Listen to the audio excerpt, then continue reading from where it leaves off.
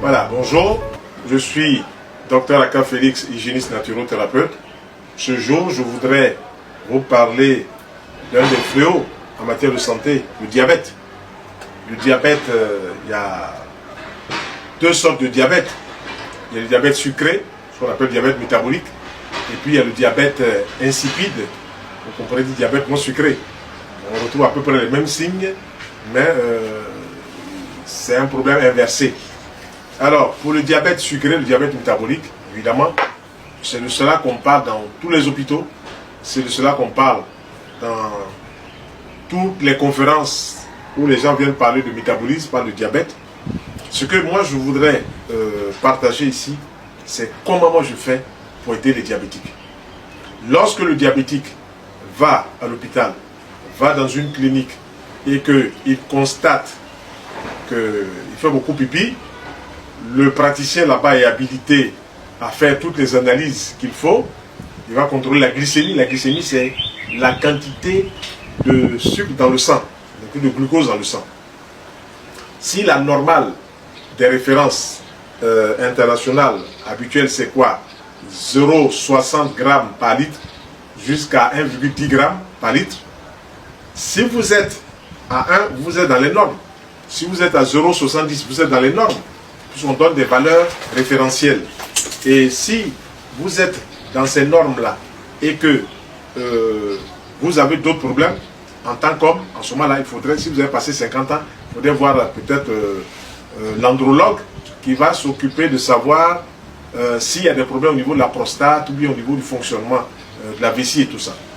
Néanmoins, dès que cela est fait, qu'on vous dit que vous êtes diabétique ou bien disons que votre glycémie a dépassé 1,10, 1,30, 1,40, tout ça, vous avez commencé à entrer dans le diabète. Nous, qu'est-ce que nous proposons? Nous proposons une hygiène alimentaire pour renforcer l'organisme. Le pancréas, c'est une glande qui fonctionne en interne comme en externe. On dit que c'est une glande endocrine et puis exocrine. Donc, lorsque vous mangez beaucoup d'aliments où il y a trop de sucre dedans, où le métabolisme amène beaucoup de sucre, le pancréas va se charger de faire descendre un peu cette quantité de sucre.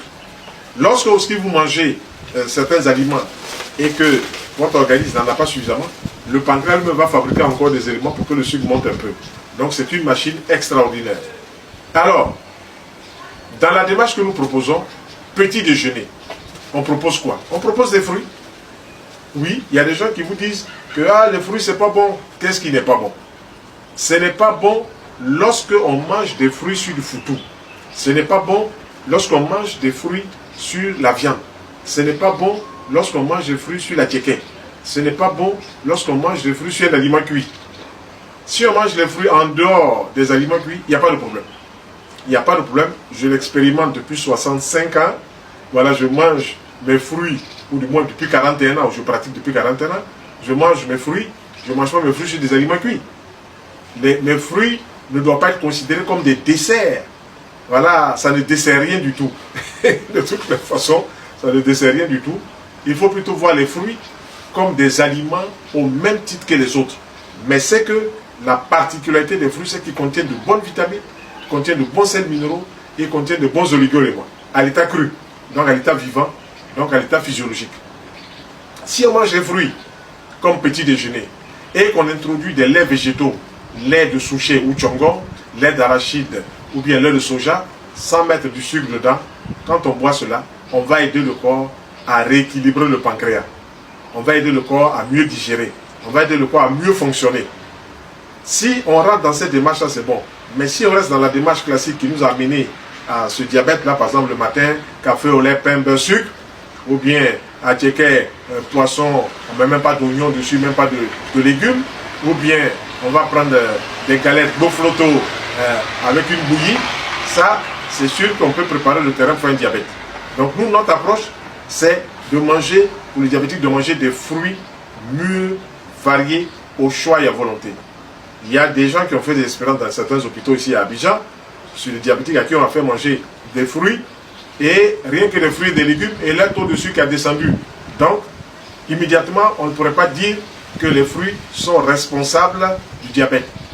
Ils sont responsables lorsque on met les fruits sur des aliments cuits.